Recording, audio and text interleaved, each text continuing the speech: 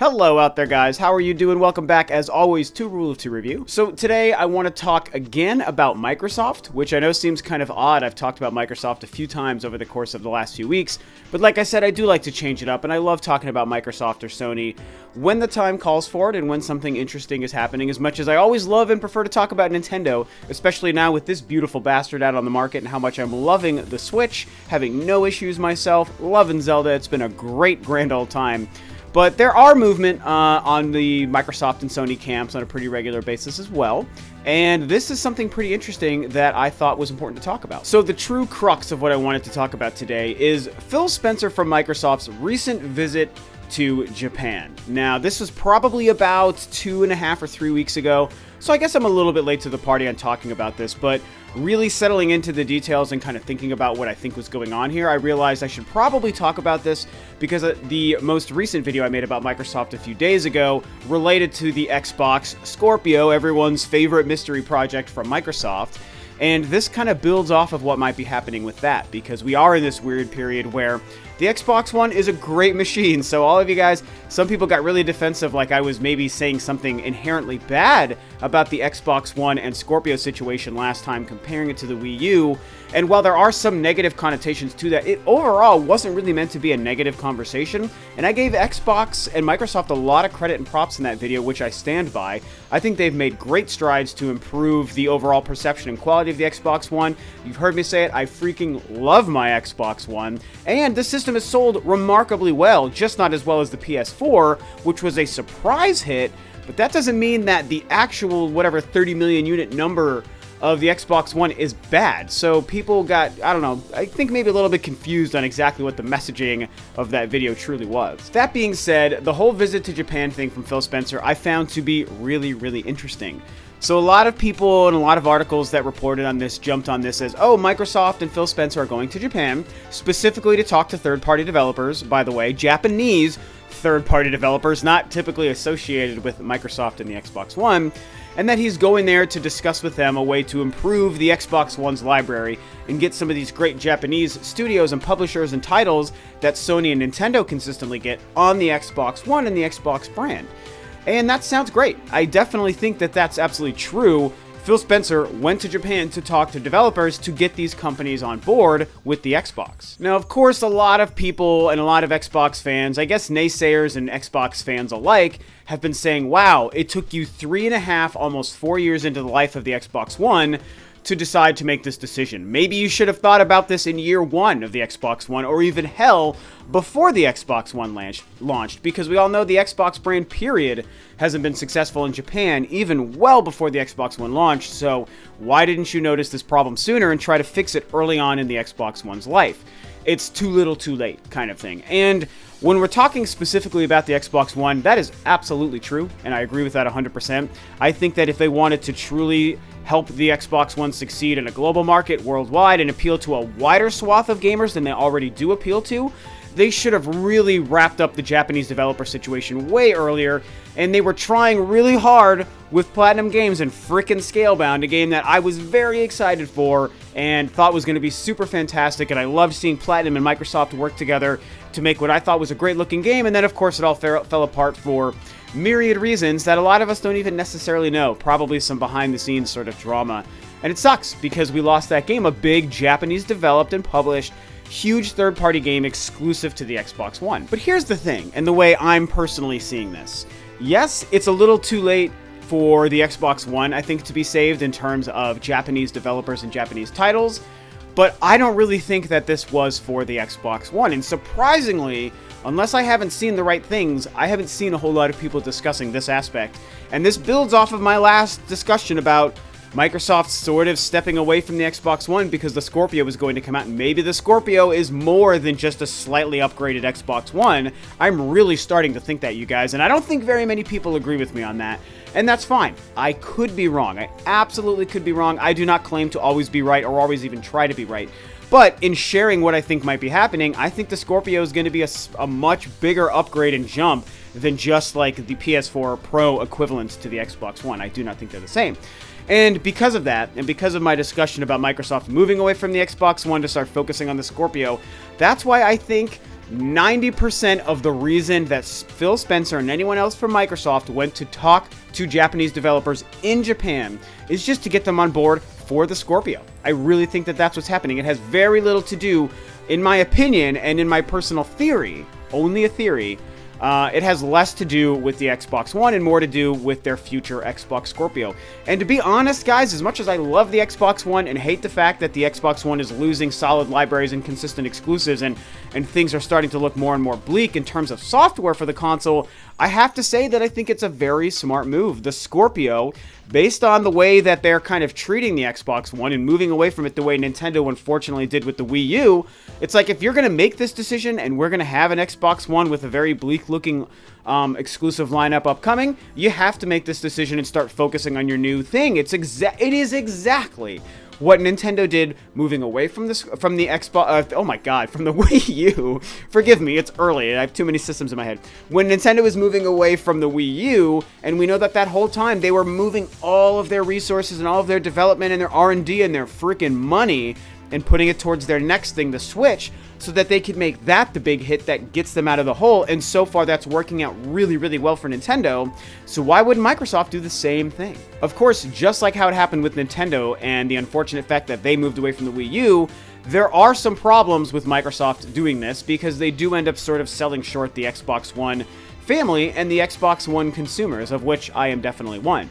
Of course, this is all just theory and speculation, and there might be some ways that the Xbox One is able to continue its life alongside the Scorpio and however that's supposed to be. Like, a lot of my theories about the Scorpio might not be as true as I'm thinking.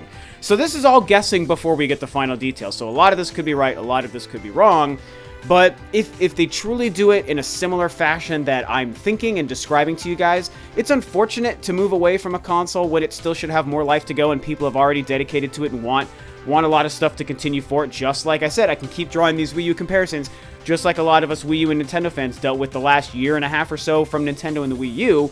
It is unfortunate to do it the way I think they are with the Xbox One, but you know, looking at the Switch's success shows, okay, if you make this decision and you commit to it and you find ways to improve what's happening with your next thing, you end up having the success I think that you're trying to achieve and that you want and that your consumers will be happy with. And when it comes to the Xbox One, like a lot of people in that last video brought up stuff like Crackdown 3. I can't even think, you guys. Sea of Thieves, I guess, is another big one that's exclusive. I mean, 2 or 3, like, fairly reasonable and important titles to bring up that are exclusive Xbox One titles coming up, like, maybe throughout 2017 or even 2018. But it was nothing really huge, nothing system selling, nothing akin to, like, what Halo and Gears of War have been for Microsoft, or, of course, stuff like Zelda, Mario, Uncharted, Last of Us, things like that exist for the other two guys. They're few franchises that exist as those prestige franchises that video and that article was about on that last video. They don't have any plans for anything of that quality for the Xbox One. So that's where we start to see that they're not really giving a lot to the Xbox One gamer right now. There's some great third-party multi-platform stuff coming, don't get me wrong. There's some great titles that we can all look forward to, but nothing that's exclusive. I mean, Sony just had Horizon Zero Dawn, Nintendo just had a brand new console and, like, the best game ever with Breath of the Wild, and Xbox One not having that shows me that they're probably moving on. And Phil Spencer going to Japan and talking to the likes of company like Square and From Software, maybe Platinum Games again, Atlas, Sega, myriad other Japanese developers like we could probably start to think of, Capcom, things like that. If they want to start getting a lot of those guys on board and maybe getting some more of the Japanese RPGs and the Japanese-centric titles on the console, they're making huge strides before the console launches to have some of this stuff ready for their new console. Whatever the Scorpio is going to be, whether it's a completely new 9th generation machine, whether it's a halfway step between a 9th gen and an Xbox One family machine, or whether it's only an Xbox One family machine with a slight upgrade, what they're trying to do probably, my guess, is exactly what we think they should have done with the Xbox One in having a lot of this stuff buttoned up before that console released. It's way too late to save a lot of that and a lot of those problems with the Xbox One, I think. So it's like, hey, don't focus that on the Xbox One at this point. It's had 3.5, 4 years. Let's focus on whatever the Scorpio is going to be. No matter which of those 3 versions of the Scorpio it turns out to truly be that I just laid out for you guys, it's going to only be good and beneficial for Microsoft and for us, the gamer and the Xbox consumer, again, which I am, even as a Nintendo fan, to have that stuff ready before the Scorpio launches. even if, let's say it's the worst case scenario, which to me this would be the worst case scenario. If it's the PS4 Pro version of an Xbox, if it's a slightly upgraded Xbox One with no real features, and it's like, ooh, look at this, I don't know, this 6K resolution or whatever dumb thing that they want to introduce that I could really care less about. Let's say it's that.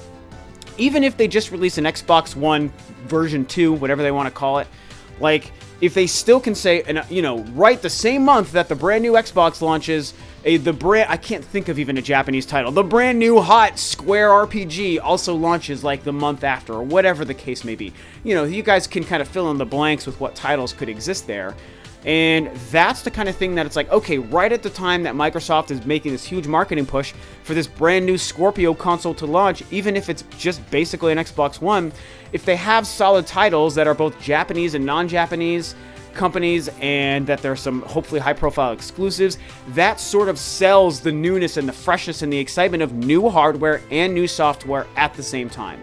And then if it turns out to be a very significant jump and something completely different from the Xbox One, then you really have an advantage of having all these new titles, and you can start to tout all these Japanese developers are finally on board with the Xbox brand. And then you also get the Xbox Scorpio brand being pushed and pumped in Japan, hopefully in a way that makes it successful out there.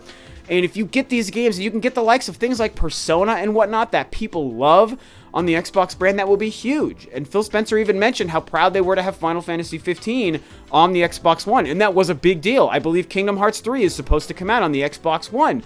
That's great. Those are the kind of things that the Xbox brand has been missing for so long. And so it really just seems to me like what Phil Spencer and Microsoft are doing, and the main reason why going to Japan to talk to these developers really happened was to help save and support whatever the Scorpio is truly going to be. Like I said, everyone, I know people forget this and get all bent out of shape over the 3 quotes that have ever been said about the Xbox Scorpio, despite the fact that it's still a huge mystery, you guys.